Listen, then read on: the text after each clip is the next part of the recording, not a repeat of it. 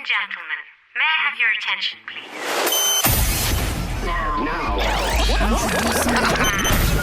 It's your personality, EA. It's your tour guide, EA. It's whatever you want to call me, but call me EA. Let's roll. Are you kidding me?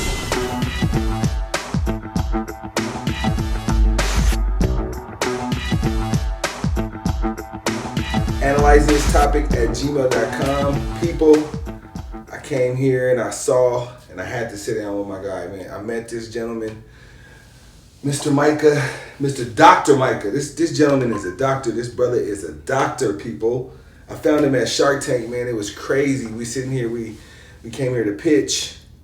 Came to pitch some ideas, and we're just bouncing ideas off each other. And I was just, I had already pitched my idea to Shark Tank, and I'm ready to go. And he was sitting right by the door, and he just started talking. And I stopped for a second, and he started talking some music to my ears. Thank you, brother. Pleasure. Yes, sir. Pleasure, for sure. Like you said, my name is Micah McCary-Dennis. My friends call me Dr. Micah McCary-Dennis. Hey, doctor. And that's only out of mutual respect. They respect my accomplishment, my achievement, and I actually have several other friends who've achieved the same accomplishments.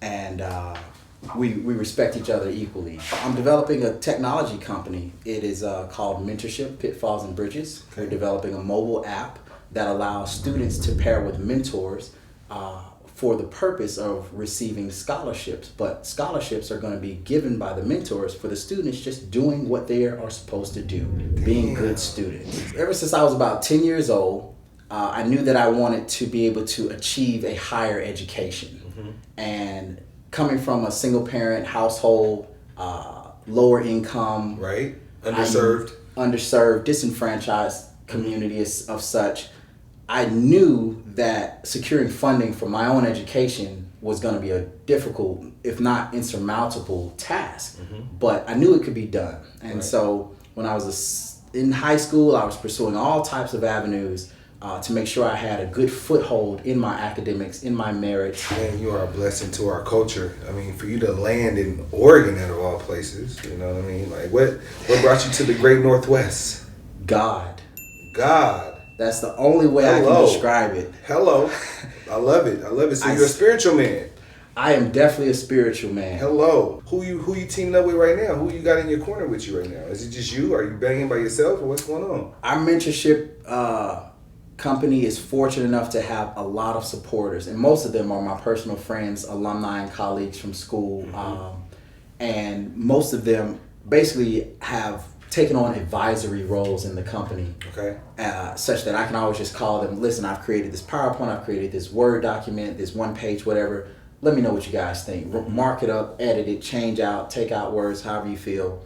And so they're constantly in my corner, mm-hmm. helping to promote, support, and advance not only me mm-hmm. and whatever I'm trying to do, but then once I tied in mentorship, they were definitely right. I know we're in the right place at the right time, right? Because I feel like I am a shark in a sense, right?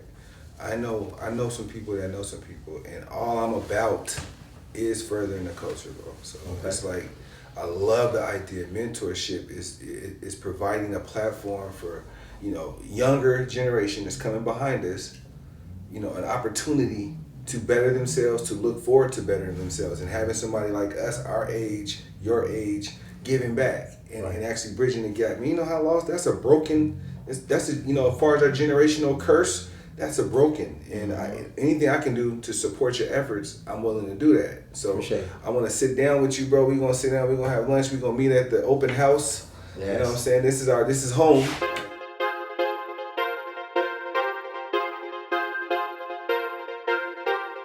If we empower our students at a young enough age to understand how their financial literacy, how their understanding of how money works. Absolutely. And more importantly, how money grows. You don't save your way to $1 million.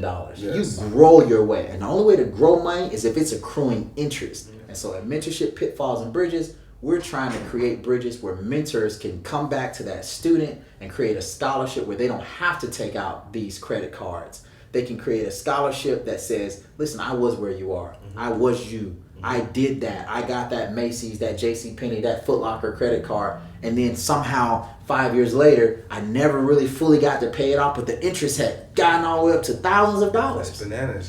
Do you have any, like, I experienced the app. The app is dope. Do you have any kind of literature that goes with the app, or, you know, financial literacy? Are you going to be looking to put this in schools to get, get the schools on board with you? We're definitely looking to get this app in schools. As you mentioned, the credit piece is one of the biggest pieces because it's part of the system that rates you. Right. Another part of the system that rates us or you as a student is your GPA, your grade point average. Yes, sir.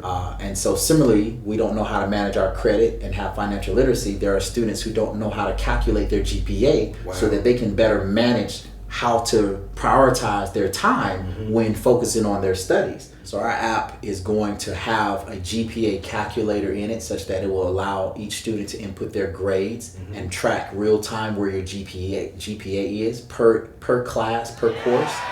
Because that's going to be key, especially when you get into your junior and senior year, to securing scholarships. Again, funding and financial literacy. If your GPA isn't right, again, a system that's designed to give you a number to grade you, right? A, B, C, just like we're meat, grade A, grade B, grade C.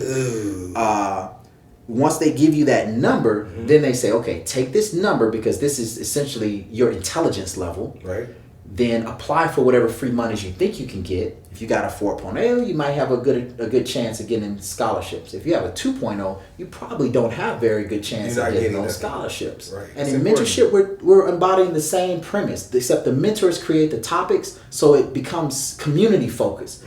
People that are in Portland have different issues than people that are in Atlanta. Even though we're all black, Atlanta, we got 4-point-something million black people that we're all fellowshipping in. Coalescing with and congregating with. It's not like that here. Out here, I think it's probably less than 60,000 or 75,000 black people, and they're all scattered. And I since I've been here, I've noticed there are a lot of great organizations that are trying to be about bringing us together. Yes.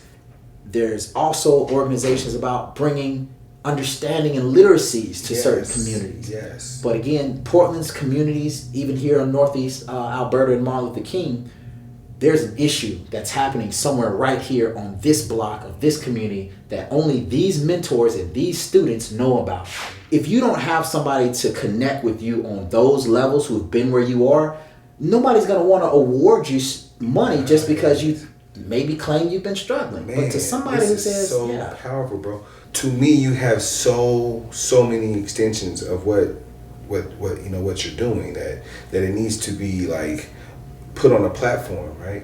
So my suggestion to you is, like, I know you're not from here, man. This is like I told you earlier, we spoke off camera, and it's a gift and a curse. Like, you're not from here because, you're not in the clique, but at the same time, you're fresh. So start at the top.